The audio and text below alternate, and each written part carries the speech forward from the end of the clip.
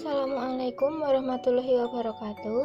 Perkenalkan, nama saya Vina Nur Hidayah Nuriwardani, mahasiswi okupasi terapi tingkat 2 atau semester 4 di Poltekkes Kemenkes Surakarta. Pada kesempatan kali ini, saya akan menjelaskan tentang pandangan okupasi terapi terhadap permainan tradisional patok lele yang dapat meningkatkan perkembangan motorik kasar pada anak. Nah, yang pertama, saya akan membahas tentang pengertian okupasi terapi. Saya yakin nih, pasti masih banyak teman-teman yang asing dengan kata okupasi terapi atau malah baru pertama kali mendengar profesi tersebut. Jadi, menurut World Federation Occupational Therapy atau WFOT, okupasi terapi adalah salah satu ilmu kesehatan yang memberikan terapi okupasi pada individu yang mengalami kecacatan fisik dan mental yang bersifat sementara atau menetap. Kemudian, definisi okupasi terapi menurut Peraturan Menteri Kesehatan Republik Indonesia Nomor 76 Tahun 2014 adalah bentuk pelayanan kesehatan kepada pasien dengan kelainan atau kecacatan fisik dan mental yang mempunyai gangguan pada kinerja okupasional dengan menggunakan aktivitas yang bermakna untuk mengoptimalkan kemandirian individu pada area aktivitas kehidupan sehari-hari, produktivitas, dan pemanfaatan waktu luang. Berdasarkan definisi di atas, dapat disimpulkan bahwa okupasi terapi merupakan suatu profesi kesehatan yang bertujuan untuk meningkatkan kemandirian pasien yang memiliki keterbatasan dengan meningkatkan kemampuan dalam melakukan aktivitas di kehidupannya melalui 3 area okupasi, yaitu aktivitas kehidupan sehari-hari, produktivitas, dan pemanfaatan waktu luang. Lalu, kondisi apa saja sih yang bisa ditangani oleh okupasi terapi?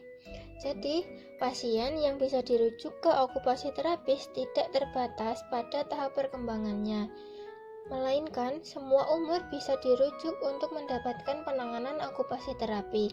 Sebagai contoh, pasien anak-anak. Banyak anak yang sejak kecil sudah mengalami kelainan atau gangguan perilaku atau perkembangan. Sebagai contoh, ada anak autis, ADHD, delay developmental atau keterlambatan perkembangan, kemudian Down syndrome, keterbelakangan mental, cerebral palsy, dan sebagainya. Itu semua adalah sebagian besar dari kondisi anak yang bisa ditangani oleh okupasi terapis. Yang kedua adalah kondisi dewasa. Yang bisa ditangani okupasi terapis diantaranya adalah kondisi neurologi dan ortopedi. Contohnya, stroke, frozen shoulder atau bahu beku, traumatic brain injury atau cedera kepala, spinal cord injury, kondisi luka bakar, osteoartritis, rheumatoid arthritis, kemudian fraktur atau patah tulang, amputasi, dan sebagainya. Dengan menggunakan okupasi terapi dapat membantu proses penyembuhan seorang individu atau pasien agar mandiri dan tidak bergantung pada orang lain dalam melakukan aktivitas sehari-harinya. Sebagaimana yang telah disebutkan tadi, bahwa okupasi terapi tidak hanya bergerak dalam bidang fisik saja, namun mental juga.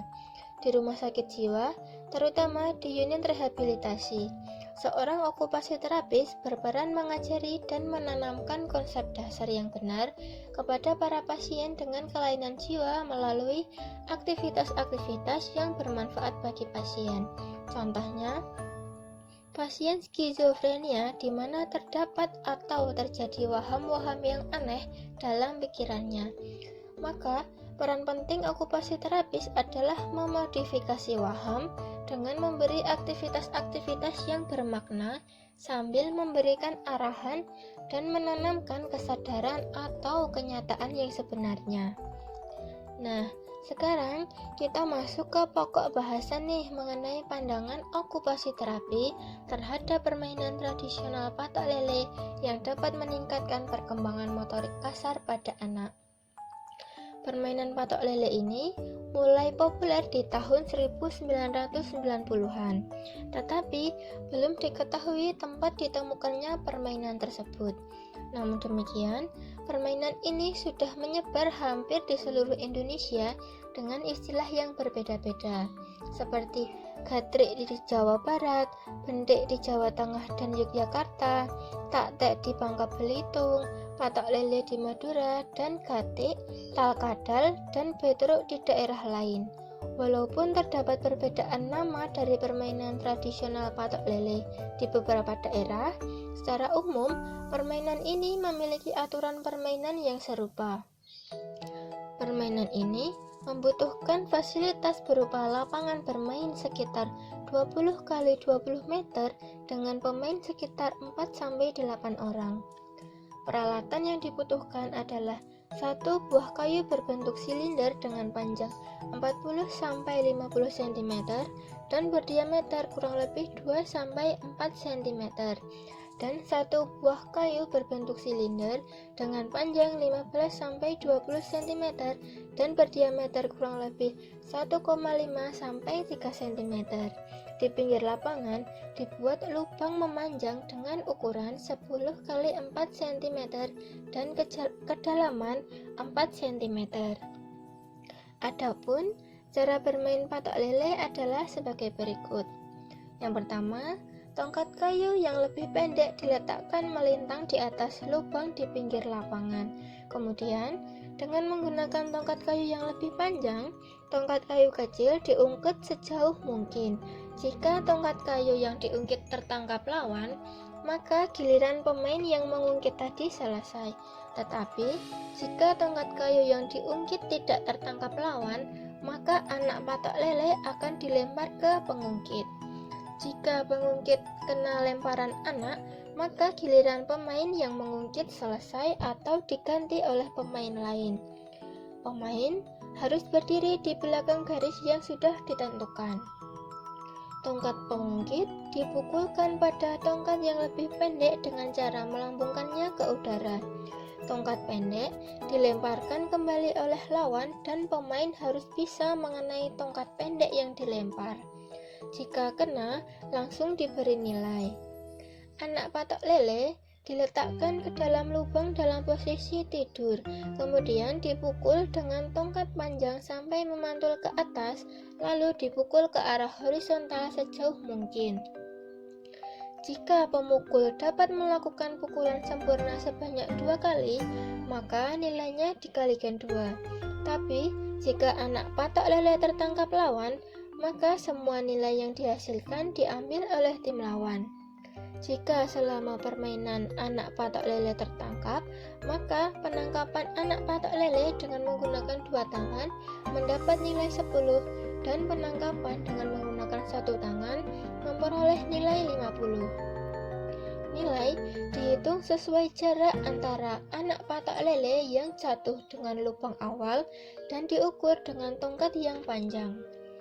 Yang selanjutnya ada manfaat patok lele.